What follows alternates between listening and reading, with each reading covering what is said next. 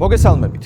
არალეგალური მიგრაცია, LGBT იდეოლოგიის დანერგვა, ევროპულ იდენტობასთან ბრძოლა და ომის პოლიტიკა ეს ის საყრდენებია, რომელზეც ევროკავშირი დგას. დღეს თავი არავინ არ უნდა მოიტყუოს და იმის მტკიცება აღარ უნდა დაიწყონ, რომ ევროკავშირი კანონის უზენაესობასა და დემოკრატიულ ღირებულებებსა თუ ფასეულობებზე დგას.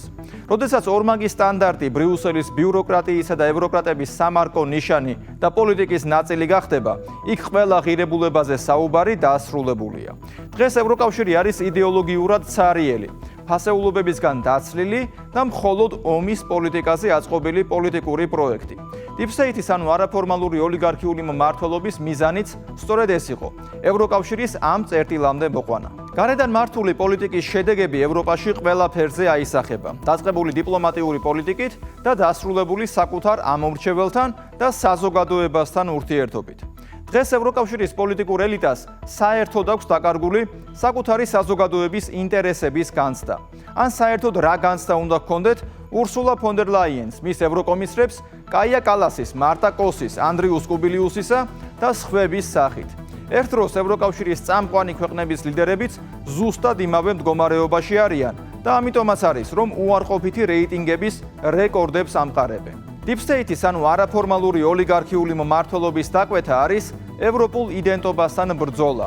იდენტობასთან ბრძოლა იწყება ისეთი ფუნდამენტური ღირებულებების ნიველირებითა და მტრად გამოცხადებით, როგორიც არის ოჯახის ინსტიტუტი, რელიგია, ანუ ქრისტიანობა და მათთან დაკავშირებული ფასეულობების დეგრადაციის თანმიმდევრული პოლიტიკა.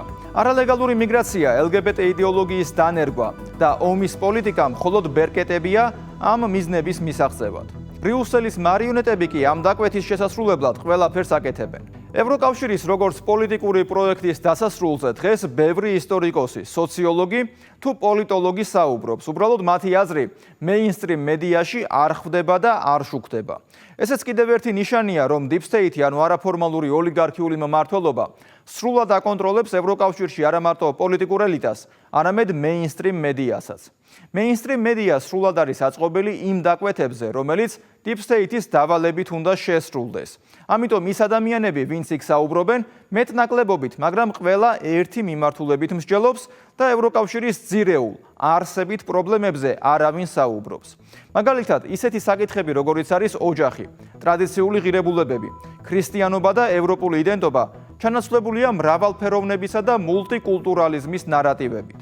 გარკვეული პერიოდი ეს ნარატივები შეიძლება სატყუარას როლს ასრულებდა, მაგრამ დღეს, როცა შედეგები უკვე ჩანს, ძალიან ძნელი იქნება ფონ დერ ლაიენისა და სხვებისთვის, რომ მრავალფეროვნებისა და მულტიკულტურალიზმის პოლიტიკის სიკეთეებში კიდევ ვინმე დაარწმუნოს. ამიტომაც არის, რომ მას უკვე ევროპარლამენტში ცარიელ დარბაზშიც უწევს ხოლმე სიტყვით გამოსვლა. არადა ის ევროკომისიის პრეზიდენტია. ფრანგი ისტორიკოსი და ანთროპოლოგი ემანუელ ტოდი აცხადებს, რომ დასავლური ცივილიზაციის დაცემის პროცესი უკვე დაწყებულია, ხოლო ევროკავშირი როგორც პროექტი მკვდარია. ამის მიზეზებად მან ნეოლიბერალური პოლიტიკა დაასახელა. სწორედ ნეოლიბერალური პოლიტიკის შედეგი არის ის, რომ ევროკავშირში ქრისტიანული რელიგიის ადგილს იკავებს LGBT იდეოლოგია. ისტორიულ-კულტურული მემკვიდრეობის დაცვის ნაცვლად არალეგალი მიგრანტების კეთილდღეობასა და კომფორტზე ზრუნავენ. მაღალი დონის დიპლომატიისა და მშვიდობის პოლიტიკის ნაცვლად ბრიუსელის ბიუროკრატია და ევროკრატები სულ ომზე საუბრობენ. ეს ყველაფერი კი მათივე მოქალაქეების კეთილდღეობის ხარჯზე ხდება. დღევანდელ მოცემულობას თუ შევხედავთ, ევროკავშირს არ აქვს არანაირი სტრატეგიული ხედვა, თუ როგორი უნდა იყოს მისი ადგილი თანამედროვე მსოფლიო წესრიგში, სადაც რეგიონალიზაცია და რეგიონული ცენტრების გაძლიერება უკვე შეუქცევადია. მსოფლიო წესრიგის მრავალპოლუსიანობა იმდენად ხელის გულზე დადებული რეალობაა, რომ შტატების სახელმწიფო მდივანი მარკო რუბიოც კი საუბრობდა ამაზე. ამ მოცემულობაში კი ევროკავშირის პოლიტიკური ელიტა იმაზე ფიქრობს, რუსეთს რამდენი სანქცია დაუწესოს. უკრაინაში გამსხდარი კორუფციული სკანდალის ფონზე ისევ უკრაინისთვის მილიარდების გადაცემაზე საუბრობს და გაზრდილი დანაშაულის ფონზე არალეგალ მიგრანტებს კვლავ ხელგაშლილი ეგებება. ფრანგი მეცნიერის თვალით დანახული ევროკავშირის პროექტის სიკვდილის შესახებ ნახეთ ani ნადირაშვილის სიუჟეტი. ევროკავშირი როგორც პროექტი სრულიად მკვდარია. კაცი, რომელიც ამ ფრაზას ამბობს, პირველ რიგში ფრანგი მეცნიერი, ანთროპოლოგი, სოციოლოგი, ისტორიკოსი და დემოგრაფია. პოლიტიკასთან ემანუელ ტოდს არანაირი კავშირი არ აქვს. მისი ანალიზი მხოლოდ ციფრებს ეფუძნება, მისი შეფასებები მხოლოდ ფაქტებს, მისი დასკვნები მხოლოდ ტენდენციებს. ამიტომაც მას დასავლეთში წინასწარმეტყველსაც კი უწოდებენ. საბჭოთა კავშირის დაცემას ჯერ კიდევ 1970-იან წლებში იწინასწარმეტყველებს. 1976 წელს წიგნს გამოსცემს, საბოლოო დაცემა, სადაც მეცნიერული ლოგიკით ამტკიცებს, რომ საბჭოთა სისტემა უკვე მორყეული და ცარიელია. კოლაფსი კი გარდაუვალი. იტყვის, რომ კავშირის ჩამოშლა მხოლოდ დროის და მომენტის ამბავია. 2001 წლის წიგნში წინასწარმეტყველებს ამერიკის ლიდერობით შექმნილი საერთაშორისო წესრიგის რღვევას. 2023 წელს წინასწარმეტყველებს უკრაინის მარცხს. ესეც მაშინ, როცა დასავლეთში ყველა მის გამარჯვებაზე წერს და საუბრობს. 2025 წელს კი ევროკავშირის პროექტის დასასრულზე დაწერს. გლენ დიესენი ცდილობს გაარკვიოს, რა ინდიკატორებს აკვირდება ტოდი და რა მონაცემებს ზომავს, რათა განსაზღვროს, რომელ ძალას ემატება და რომელს აკლდება ძალაუფლება. ჩემთვის ბუნებრივია გრძელვადიან ტენდენციებზე დაკვირვება. ერთ დღეს უბრალოდ შევეჩეხე შობადობამდე ბავშვთა სიკვდილიანობის სტატისტიკა საბჭოთა კავშირში, რუსეთში, უკრაინაში, ბელარუსში და კავშირის სხვა ნაწილებში. დავინახე, რომ ბავშვთა სიკვდილიანობა 1970-1974 წლებში ისევ ზრდა დაიწყო. შემდეგ სისტემამ მონაცემების გამოქვეყნება შეწყვიტა. ეს ნიშნავდა, რომ სისტემა შიგნიდან უკვე ეროზირებულია. ეს არ არის წინასწარმეტყველება, ეს არის პირდაპირი დაკვირვება სისტემის დეზინტეგრაციის პროცესზე, რომელიც უკვე დაწყებული იყო. აი ასე ვმუშაობ. სხვა ინდიკატორებსაც ვაკვირდები. გრძელვადიანი ტენდენციები მაინტერესებს განათლებაში, რელიგიაში, არა იმდენად პოლიტიკაში. სიმართლე რომ ვთქვა, რაღაც განსაკუთრებული მეთოდი არ მაქვს. ცხოვრებას ვატარებ რიცხვებზე დაკვირვებაში. მიყვარს სტატისტიკა. ყველანაირ მონაცემებზე ვთევზაობ. ასე ფუნქციონირებს ჩემი გონება. როგორც მეცნიერი, ტოდი არ აკვირდება პოლიტიკურ განცხადებებს. ის სწავლობს პროცესებს, სტრუქტურას, სოციალურ და ოჯახურ მოდელებს, დემოგრაფიულ ნიშნულებს, ღირებულებებს, კულტურულ ფასეულობებს. ამიტომაც მისი დიაგნოზები თითქმის ყოველთვის ზუსტია. ახლა წერტილი ევროკავშირს დაუსვა. თქვა, რომ ევროპის იდეა, პროექტი, მისია და ისტორიული ენერგია მკვდარია. შპიგელთან ინტერვიუში პირდაპირ ამბობს, რომ მდგომარეობა უიმედოა და შეუქცევადი. ევროპა სამწუხარო მდგომარეობაშია. დაშლილი, გაყოფილი, უიმედო. ეს პროგნოზირებადი იყო, თანაც გარდაუვალი. ამ კონტექსტში ჩნდება მთავარი კითხვა, რომელ მონაცემებს აკვირდება ტოდი, რა ტენდენციები აყალიბებს მის დიაგნოზს. ამ ვრცელ ინტერვიუში ის 7 საკვანძო პარამეტრს ასახელებს. ოჯახური მოდელი დაიშალა, რელიგია გაქრა, შობადობა დაეცა, მოსახლეობა დაბერდა, შრომითი რესურსი იკლებს, ღირებულებები იშლება, კულმინაციურ წერტილში უკრაინის ომი იწყება. კონკრეტულ პარამეტრებზე დაყრდნობით ემანუელ ტოდი მთელ ეპოქას აფასებს. ევროპის დასუსტების მიზეზებს ეძებს ეკონომიკაში, დემოგრაფიაში, განათლებაში და ტექნოლოგიაში. თუმცა მისი ერთ-ერთი ყველაზე ფუნდამენტური არგუმენტი ოჯახის სტრუქტურულ ცვლილებებს ეხება. ტოდის შეფასებით ცვლილებები ოჯახით დაიწყო და იმდენად შეიცვალა, რომ უკვე ვეღარ ასრულებს იმ სოციალური სტაბილურობის ფუნქციას, რომელიც საუკუნეების განმავლობაში ჰქონდა. ოჯახი აღარ არის ტრადიციული ბირთვი, სადაც ქალი დედა, კაცი მამა, ბავშვები კი გოგონები ან ბიჭები. თანამედროვე ოჯახი შეიძლება იყოს ერთმშობლიანი, ერთნაირსქესიანი, შეკრული სხვადასხვა სპეციალური ჯგუფისგან და არ გააჩნდეს ის უწყვეტობა, რომელიც თაობებს აკავშირებდა. არადა მეცნიერი ხაზგასმით აღნიშნავს, რომ ოჯახური სტრუქტურები განსაზღვრავდა საზოგადოებრივ მენტალობას და სოციალური ერთიანობის ხარისხს. ოჯახი იყო სოციალური დნმ-ის ნაწილი. ჩემი ნამდვილი კვლევის სფერო არის ოჯახური სისტემები. ეს მნიშვნელოვანია, იმიტომ რომ როდესაც სოციალურ სისტემებს ვუყურებ, მე სახელმწიფოს ან იდეოლოგიებს არ ვხედავ, მე ვხედავ მენტალობებს, რომლებიც ოჯახური სისტემებიდან წარმოიშობა. გერმანიაში არსებობდა ეგრეთ წოდებული STEM, ანუ STEM ოჯახი, უფროსი ვაჟის მემკვიდრეობის სისტემა, ვერტიკალური ოჯახური წყობა. ტოდი წერს, რომ ევროკავშირის პროექტი მოკვდა და აქ ის მახვილს მხოლოდ სიტყვა პროექტზე აკეთებს, იმიტომ რომ პროექტი მოკვდა და არა მისი ბიუროკრატია. ბიუროკრატია ფუნქციონირებას განაგრძობს.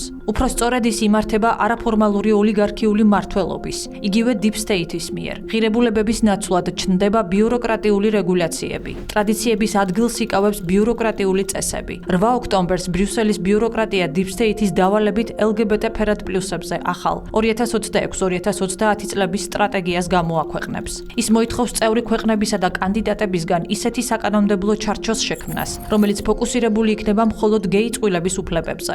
ხელს შეუწყობს მათ შორის არასრულწლოვნებში სქესის შეცვლის პროცედურებს. მშობლებს შვილების დაცვის უფლება აღარ აქვთ. ბრიტანული Times იწერს.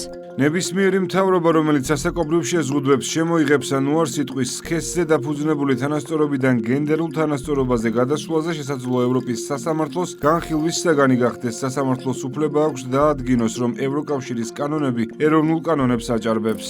ტოდის დასკვნით ევროკავშირის კრიზისი იწყება იქიდან, სადაც ინგრევა ის ოჯახური და რელიგიური სტრუქტურები, რომლებზეც ევროპის სოციალური წესრიგი იყო აგებული. ტოდის ანალიზით, ქრისტიანულ რელიგიასთან ბრძოლა და მისი გაქრობა ევროკავშირის კრიზისის ყველაზე ღრმა, ყველაზე უხილავი და ყველაზე საშიში მიზეზია. ამ პროცესის დეგრადაციას უწოდებს და სამფაზიანი დაშლის მოდელით აღწერს. პირველი აქტიური ფაზა, რწმენა ძლიერია, სოციალური ზნეობა მაღალი, წესრიგი დაცული. ეს ფაზა დასავლურ ცივილიზაციას საუკუნეების განმავლობაში ძლიერებდა. მეორე ფაზაში რწმენა ქრება, მაგრამ მისი ენერგია კიდევ მუშაობს. ახლა ევროპა რელიგიის ნულოვან ფაზაში შევიდა.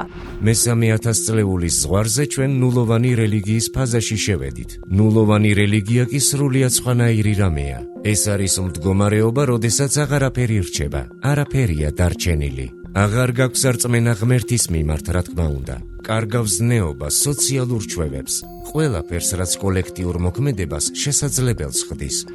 აღარ არსებობს რწმენა, აღარ არსებობს ზნეობა და აღარ არსებობს საერთო ნორმები. აღარ არსებობს ევროკავშირის მომავლის პროექტი. სამაგიეროდ ცოცხალია ბიუროკრატია. ახალ რელიგიურ სტანდარტებს სწორედ ის ქმნის. რელიგიას იდეოლოგია ანაცვლებს. ამ სივრცის მთავარი მამოძრავებელი Deep State-ის მიერ თავსმოხვეული ფსევდოლიბერალიზმი ხდება. ერთ-ერთ გამოსვლაში ევროკავშირის მთავარი ბიუროკრატი ფონ დერ ლაიენი იტყვის, რომ ევროპის ყველაზე ძვირფასი აქტივი არის ნდობა, ლიბერალური დემოკრატიის ღირებულებებს შორის.